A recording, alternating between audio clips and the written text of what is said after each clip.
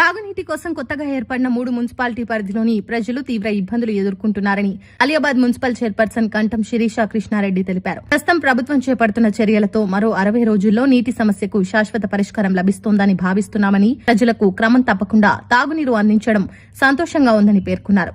గతంలో మేడ్చల్ నియోజకవర్గానికి 10 ఏళ్ల పాటు ప్రాతినిధ్యం వహించిన మాజీ మంత్రి, ప్రస్తుత మేడ్చల్ ఎమ్మెల్యే మల్లారెడ్డి హయాంలో ప్రజల సమస్యలకు తగిన ప్రాధాన్యం లభించలేదని ఆమె విమర్శించారు. ముఖ్యంగా తాగునీటి సమస్యతో ప్రజలు ఇబ్బందులు పడుతున్నా పట్టించుకున్న దాఖలాలు లేవని అన్నారు. పాలన ఎలా సాగిందో కూడా ప్రజలకు అర్థం కాని పరిస్థితి నెలకొందని, కొత్తగా ఏర్పడిన మున్సిపాలిటీలో అనేక సమస్యలు ఉన్నప్పటికీ గత పాలకులు వాటిని పరిష్కరించేందుకు చొరవ చూపలేదని ఆరోపించారు. తాగునీటి సమస్య ఎక్కడ ఉందో తెలుసుకునే ప్రయత్నం కూడా చేయని వారు ఇప్పుడు సమస్యను పరిష్కరించేందుకు ప్రభుత్వం చేస్తున్న పనులను చూసి ప్రజలు హర్షం వ్యక్తం చేస్తున్నారని తెలిపారు. ప్రస్తుతం ప్రభుత్వం మిషన్ భగీరథ పనులపై ప్రత్యేక దృష్టి సారించడంతో పాటు అధికారులతో సమన్వయం చేసుకుంటూ పనులను వేగవంతం చేస్తోందని అన్నారు. ప్రజలకు తాగునీటి ఇబ్బందులు లేకుండా శాశ్వత పరిష్కారం చూపించడమే లక్ష్యంగా ముందుకు సాగుతున్నామని చైర్పర్సన్ తెలిపారు. ఇక్కడ మేము 6 నెలలు అవుతుందన్న 3 కొత్త మున్సిపాలిటీస్. ఇప్పటిదాకా స్థానిక ఎమ్మెల్యే గత 10 ఏళ్లు చేసి ఇప్పుడు కూడా ప్రజెంట్ కూడా ఉన్నారు మల్లారెడ్డి గారు. ఏ ఒక్క సమస్యకి కూడా తను ఎప్పుడు వచ్చి ముందు నిల్చోవడం మేము ఇంతవరకు చూడలేదు.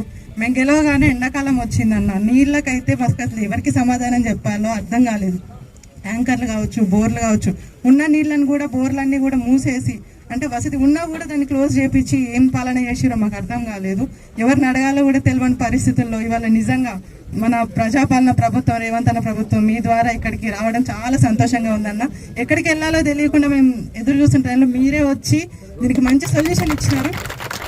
జై కాంగ్రెస్, జై రేవంత్. అటువంటి మన చీఫ్ బీర్లా ఎల్లయ్య అన్న గారికి, అలాగే భువనగిరి ఎమ్మెల్యే గారు అనిల్ అన్న గారికి, అలాగే ఇక్కడ స్థానిక ప్రజాప్రతినిధులకి, నాయకులకి, ప్రభుత్వ అధికారులకి, అలాగే ముఖ్యంగా మీడియా పత్రికేయులకు అందరికీ నా నమస్కారం. అన్న చాలా విషయం అన్న, ఈరోజు ఈ విషయమై మీరు ఇక్కడికి రావడం, దీనిపైన ఇంత మీరు ఇంట్రెస్ట్ పెట్టి మాకు ఇంత సపోర్ట్గా చేయడం చాలా అభినందనీయం, మాకు చాలా హర్షణీయం. ఇక్కడ ఏంటంటే మనకి నీళ్ళ ప్రభావం ఎంత ఉందనేది మనకు అందరికీ తెలుసు.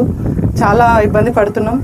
ఇది మిషన్ భగీరథ నుంచి మల్లన్న నుంచి మనకు వాటర్ రాబోతున్నాయి, 60 రోజుల్లో మనకు వస్తున్నాయని వీళ్ళు చెప్పడం చాలా సంతోషంగా ఉంది. ఈ సందర్భంగా ఈ అవకాశం ఇచ్చిన పెద్దలందరికీ ధన్యవాదాలు తెలియజేస్తాను.